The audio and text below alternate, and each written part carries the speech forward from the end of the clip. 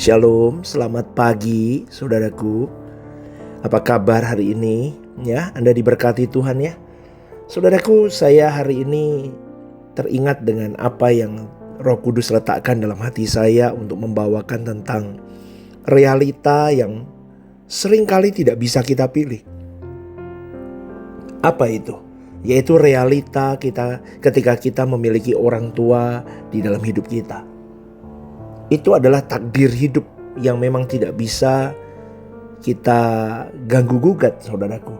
Kita lahir di keluarga mana, orang tua siapa, dari ras apa, jenis kelamin kita apa, itu takdir, saudaraku.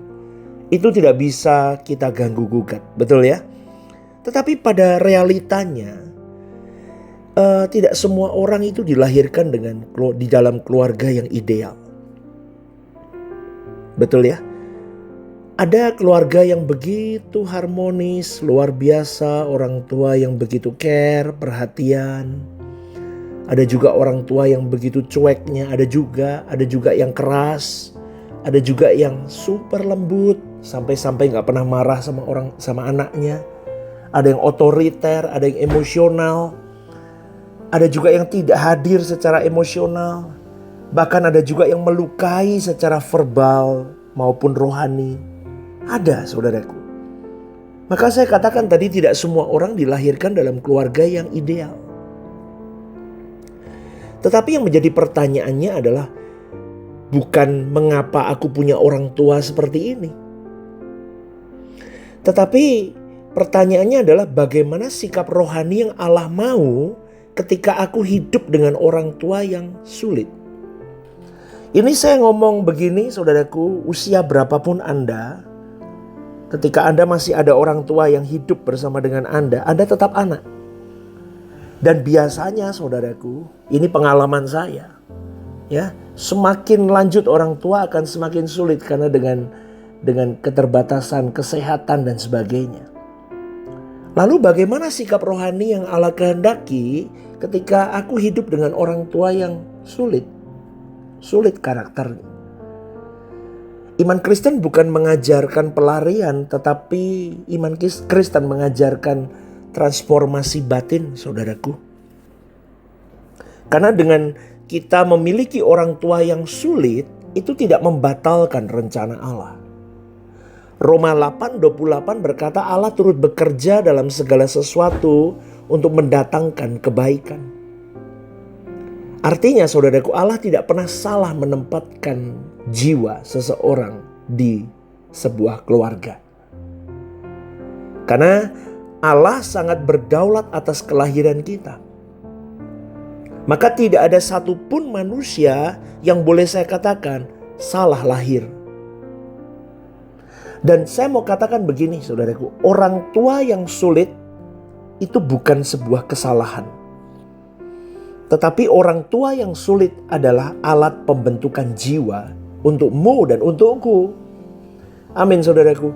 Karena Allah lebih tertarik membentuk keberadaan kita daripada menciptakan kenyamanan hidup kita. Dan melalui kesulitan itu akan ada sarana pemurnian batin kita. Orang tua yang sulit itu mengungkap ego tersembunyi diri kita. Orang tua yang sulit itu akan membantu menyingkap luka batin kita. Dan orang tua yang sulit itu akan memurnikan kasih yang tanpa syarat dalam hidup kita. Ingat ya, Allah sering memakai relasi terdekat kita sebagai altar pembentukan terdalam dalam hidup kita. Coba, siapa yang paling sering menyakiti kita? Orang terdekat kita. Melalui orang terdekat kita bisa timbul seperti emas. Gesekan.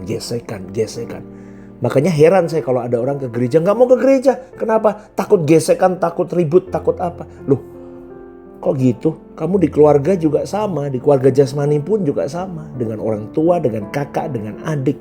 Di gereja juga sama dengan keluarga rohanimu. Pasti ada gesekan, namanya manusia. Punya keinginan, punya perasaan, punya kehendak. Betul gak?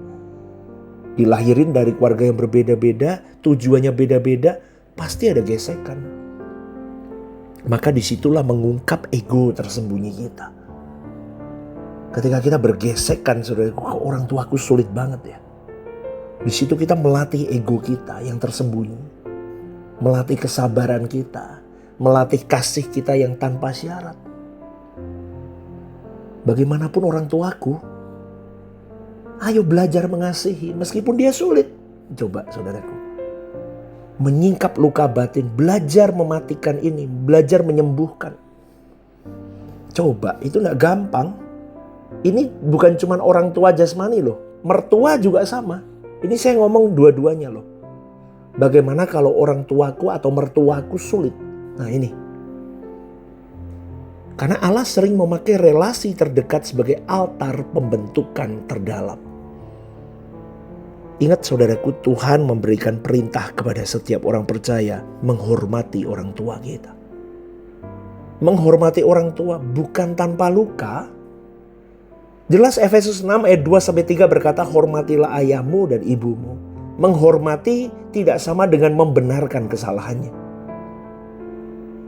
Saya jujur saudaraku menekankan dalam renungan ini, menghormati tidak sama dengan menyetujui. Amin ya. Yang kedua, menghormati tidak meniadakan batasan-batasan yang sehat. Yesus menghormati orang tuanya, tapi tetap hidup dalam ketaatan mutlak kepada Bapanya Elohim Yahweh. Hormat adalah sikap hati, bukan kompromi moral. Amin saudaraku, semoga Anda memahami ini. Kita diperintahkan menghormati orang tua. Hormati, tapi tidak membenarkan kesalahan orang tua. Jelas ya, karena hormat adalah sikap hati, bukan kompromi moral. Orang yang dibesarkan oleh orang tua yang sulit seringkali menyimpan amarah, saudaraku. Emosinya mengerikan. Kadang seringkali reaktif, impulsif. Amarahnya impulsif sekali. Karena kadang kalau dalam bahasa Jawa itu dibatak, disimpan, dipendam, terus dipendam, tumpuk. Itu kan jadi bom suatu hari nanti. Yang kedua, orang yang dibesarkan dengan orang tua yang sulit seringkali memiliki harga diri yang rapuh. Dan biasanya defensif orangnya dengan cara yang salah. Biasanya begitu. Ini pengamatan saya ya secara pribadi. Reaktif, impulsif, dalam anger manajemennya gak bisa ditata. Harga dirinya rapuh dan defensif biasanya. Dia punya tameng-tameng kuat yang salah untuk bertahan. Biasanya begitu. Kalau itu Anda coba cek dirimu. Betul gak? Ya, Ibrani 12 ayat 15 berkata akar pahit menimbulkan kerusakan. Maka saya selalu katakan begini saudaraku di dalam setiap renungan pagi ya. Saya mau katakan berdamailah dengan dirimu. Karena luka yang tidak diserahkan akan membentuk kepribadianmu yang rusak. Kalau kepribadianmu rusak, itu akan merusak semua lini hidupmu. Maka jangan biarkan luka masa lalu menentukan masa depan rohanimu. Amin saudaraku. Ya, Yohanes 7 ayat 5 berkata sebab saudara-saudaranya sendiri tidak percaya kepadanya. Yesus tidak dimengerti. Saudara-saudaranya aja tidak percaya kepadanya, tidak dimengerti, tidak didukung, tidak divalidasi. Tapi Yesus tidak pahit dengan keluarganya. Dia tetap memilih ketaatan, bukan pengakuan manusia. Saudaraku, kesembuhan itu dimulai saat kita berhenti menuntut orang tua kita menjadi Allah dalam hidup kita. Katakan amin. Jangan tuntut orang tuamu. Kesembuhan bukan pertama-tama perubahan orang tuamu, tetapi perubahan posisi hatimu dulu di hadapan Allah. Jangan tuntut orang tuamu, jangan tuntut mertuamu, tuntut dirimu sendiri dengan posisi hati yang benar di hadapan Allah. Yang pertama, langkahnya bagaimana pastor? Yang pertama, menerima kenyataan tanpa menyalahkan. Amin gak? Terima kenyataan kamu memang lahir di keluarga itu. Itu mamamu, itu papamu, itu mertuamu laki-laki dan mertuamu perempuan. Terima tanpa menyalahkan. Yang kedua, mengampuni tanpa menunggu permintaan maaf. Ampuni. Amin. Yang ketiga, menyerahkan identitas sepenuhnya kepada Allah. 3 langkah rohani ini akan menyembuhkanmu, saudaraku. Mazmur 27 ayat 10 berkata, sekalipun ayahku dan ibuku meninggalkan aku, Tuhan menyambut aku. Saudaraku, Allah kita adalah Bapa yang sempurna, Elohim Yahweh itu. Orang tua di dunia ini bisa gagal. Orang tua duniawimu bisa gagal.